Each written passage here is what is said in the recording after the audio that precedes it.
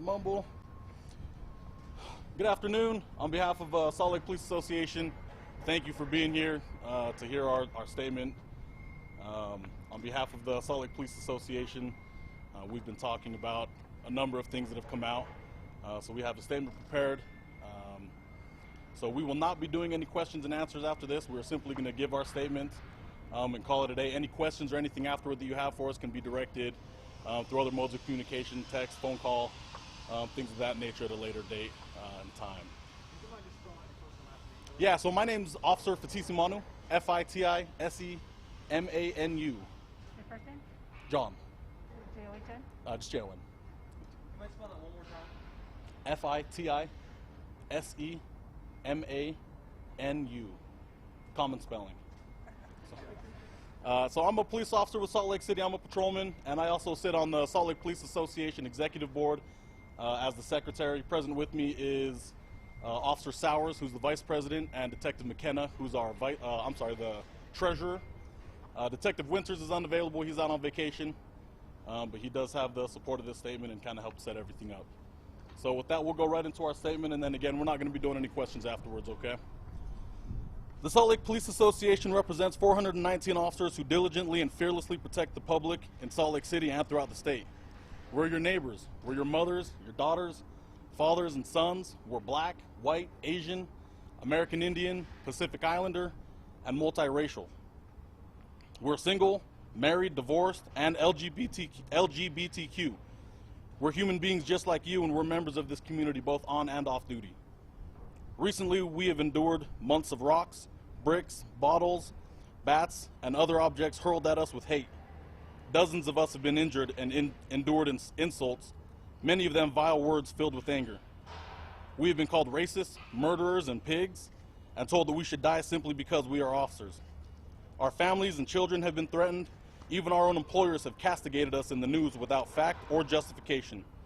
And yet every single second, minute, hour of every day, week, month, and year, we stand against the evil and chaos that threatens each of us. Yes, because it is our job, but also because at our core, we work to protect and serve, even those who revile and assault us and try to undermine our community. The phrase protect and serve is not trite or cliche to us. It represents who we are individually and collectively. We have pledged our life in exchange for yours if necessary. That is our charge. We have not and will not turn away from it. On August 3rd, 2020, Mayor Mendenhall issued Executive Order Number 5, directing the Chief of Police to implement policy reforms.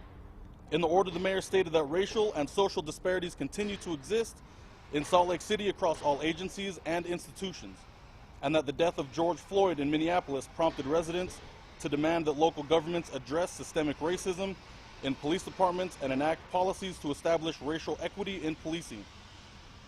The order further claims that those demands intensified at the local level with the May 23, 2020 shooting of Bernardo Palacios Carbajal by Salt Lake City Police Department officers.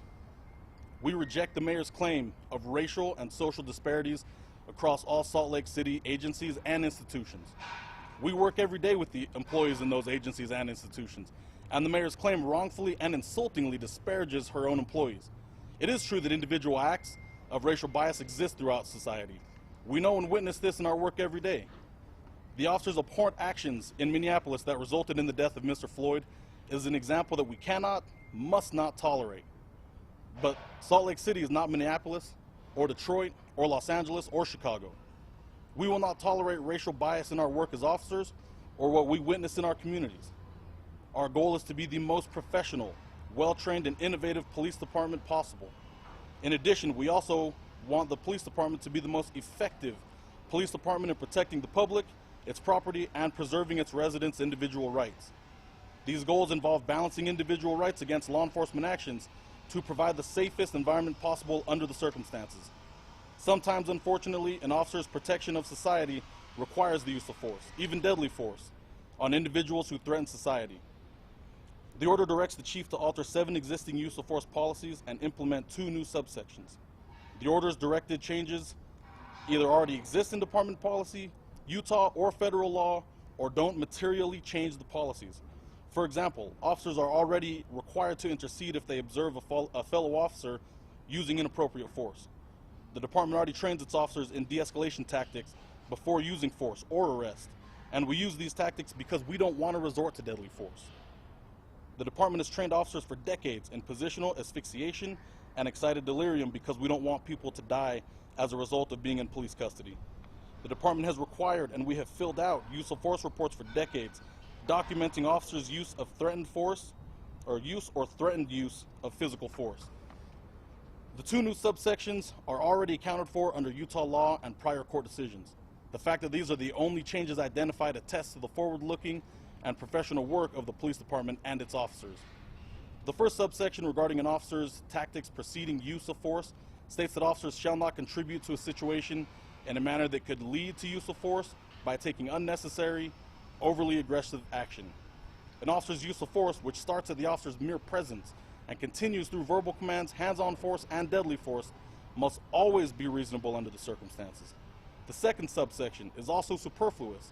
It states officers may not use deadly force to prevent an individual from self-harming where the individual is not an immediate threat to others. Regardless of this addition, deadly force has never been justified to prevent an individual from self-harm. The order illustrates a fundamental misunderstanding, intentional or otherwise, of police use of force and applicable law and demonstrates that there's much work to do. An officer's use of force is not only subject to the constitutional floor of the U.S. Supreme Court's decision in Graham v. Connor, but it is also subject to individual constitutional rights, Utah law, and department policy. While the mayor may direct changes to police policy, she may not set aside Utah law or an officer's individual right to protect themselves or others when threatened with force. The order committed to receiving the expert, independent advice of the community to evaluate the Salt Lake City Police Department's policies, culture, and budget. We are a part of that community and culture, and are experts in police policies, tactics, and best practices. We welcome the opportunity to provide input and education to the mayor, city council, and city's newly formed commission on racial equity in policing and the community that we serve. That's all that we have prepared. We have copies of our statement. If you guys want it, we can hand that out to you guys before we leave. Thank you for your time. Just to be clear, is there one part of these? We're not taking any questions, my friend. You're gonna have to direct that to Detective Winters. It sounded like you said they were already in law. And then We're not gonna. The statement is what it is. We've got written forms later. You can ask any questions afterward. my job is really bad. I get it. I get it. Not a problem. Thanks. Thank you. Can I ask you Thank to you say all and for hit on your coming. name for my camera? Yeah. Thanks, Pete.